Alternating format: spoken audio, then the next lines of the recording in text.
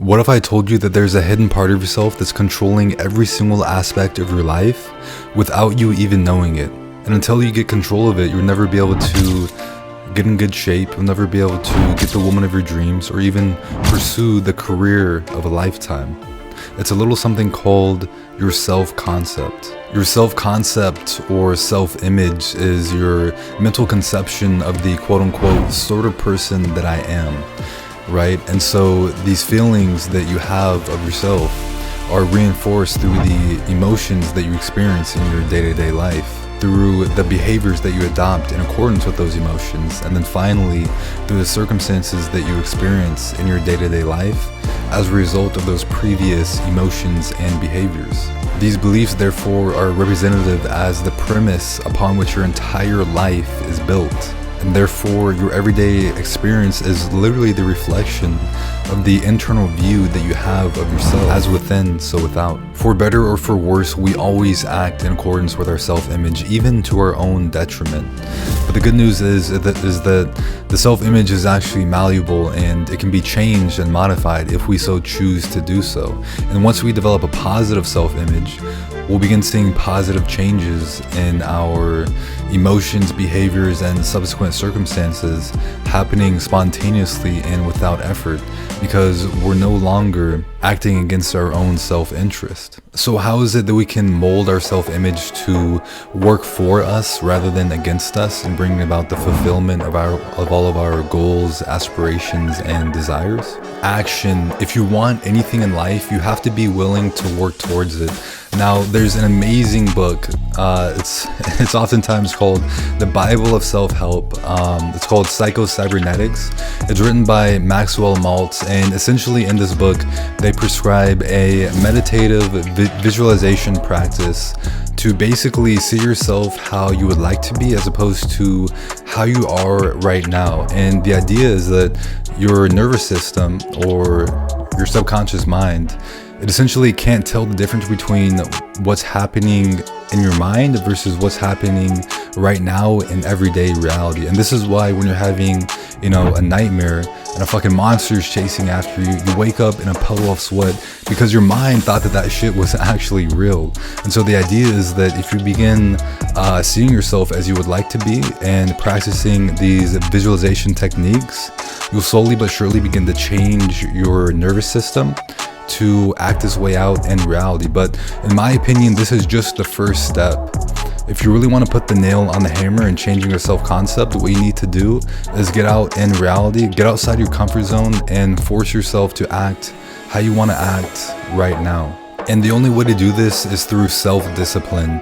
If we want to be in the best shape possible, for example, we have to exercise physical discipline over ourselves to force ourselves to get into the gym even when we don't feel like it. And then when we get home, we have to exercise mental and emotional discipline over ourselves to prevent ourselves from overeating or even from indulging in the wrong types of food. But what areas of our life should we focus our discipline upon to maximize our results and to ensure that our self-image automatically brings about the highest form of ourselves, rather than having our potential locked up inside of ourselves and us never knowing what we're truly capable of? The three most important areas in life are our health, our relationships, and our finances. Now, if you've mastered one of those areas, you can be considered to be doing fairly well. If you've mastered two of those areas, you can be considered to be successful. But if you've mastered all three, you've achieved self-mastery. And when it comes to mastering your health and wellness, how could you not feel like a superhero when you actually look like one? But in addition to working out and eating right, I would also recommend that you begin cold approaching women. Not only are you going to develop a keen sense for social cues, but you'll also learn the skill of sales, while also overcoming and confronting the fear of the unknown and the fear of rejection. Believe it or not, I used to be extremely insecure and extremely closed off, and approaching a woman was something that never even crossed my mind, like over my dead fucking body, because I had such an intense fear of the unknown, an intense fear of rejection. But one day I met this girl who was extremely open, and I was just fascinated by her because she was like the polar opposite of me. And more than that though, When I talked to her, I felt like I could just relax and just be myself rather than constantly being on guard and feeling like people were judging me. And so the more I talked to her, the more I started developing feelings towards her. But my self-esteem was so low and I was such a little bitch that I waited like 4 months to even, express my feelings towards her, only to find out that by then she actually had a boyfriend. But to add gasoline to the fucking fire, she was actually extremely attracted to me. And to be honest, I probably could have smashed right then and right fucking there. And so, these are the things you're missing out on when you have a fucking poor self-image. Like, imagine what could have happened if my self-image was lit. But by observing her and listening to people like David Goggins, for example, I realized the immense strength it takes to open yourself up and to be vulnerable, to be honest about your faults as a human being, rather than pretending like you have none and that you're this perfect person. And as I progressed along my journey, I can now talk openly about my past heartbreaks. I can talk openly about me being a virgin until I was the age of 22. I can talk openly about my deepest insecurities, like my acne scars, which completely destroyed my self-esteem. I can talk openly about my man boobs, which completely emasculated me. I can talk openly about stuttering, which isolated me from other people. But the amazing thing is that once you accept your flaws, they no longer have power over you, versus most people who pretend like they're perfect, who pretend like they have no flaws. The degree of fear is so intense around their deep, dark insecurities that it's like the fear has them in a headlock, it has them enslaved.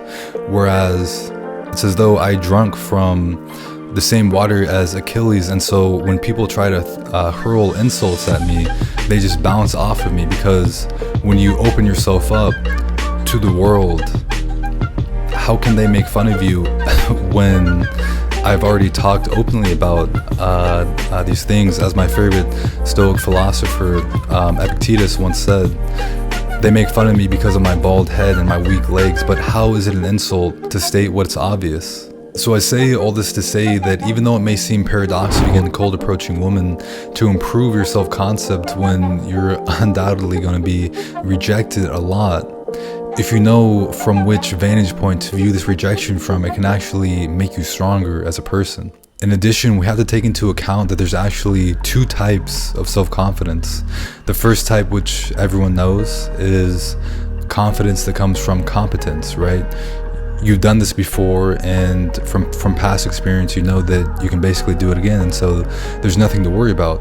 But there's also a type of confidence that comes not from certainty of outcome, but rather certainty in one's own tenacity, right? It comes from a place of humility mixed with perseverance. You know that you're not perfect and you've accepted your flaws, but you also have faith in yourself to be able to overcome any obstacle that is thrown in your way. So if you've done the previous two steps correctly, you've gotten in the gym and you started eating healthier to master your physical body, in addition to begin cold approaching women to get over your fear of the unknown and the fear of rejection, and to develop an acceptance of your flaws, to develop humility coupled with perseverance, you've probably gone through so much in your journey that you now have a strong conviction towards how you want to help the world while pursuing your dream job. And this is important because money itself is not going to fulfill you, but it does give you a degree of power and also freedom to do as you please. So in short, imagine this. You went through the trials and tribulations to attaining your dream body, through the discipline of showing up to the gym even when you didn't feel like it, and having the tenacity to break your bad eating habits. You went through the trials and tribulations of learning how to attract a woman, of learning how to manage a long-term relationship, of learning how to win friends and influence people. And now you get paid handsomely to help other people reach their full potential and do the same. Like, how could you not have the highest level of satisfaction out of life coupled with the highest level of self-esteem, self-respect, and self-efficacy, equating to a very positive self-image when you've experienced so many hardships and yet came through life victorious in every single dimension? Alright guys, so I hope you liked that video. If this is a topic you want to learn more about, feel free to check out my mastermind guide, where I cover a bunch of similar topics. Link's going to be in the description. So yeah, that's going to be it for today, and as always, keep dreaming while you're awake. Peace. You ever wonder what it feels like when dreams bleed into real life? Seen scenes from TV get realized. Palm trees, a soft breeze, and chilled ice till tides wash away our problems in the spilled wine.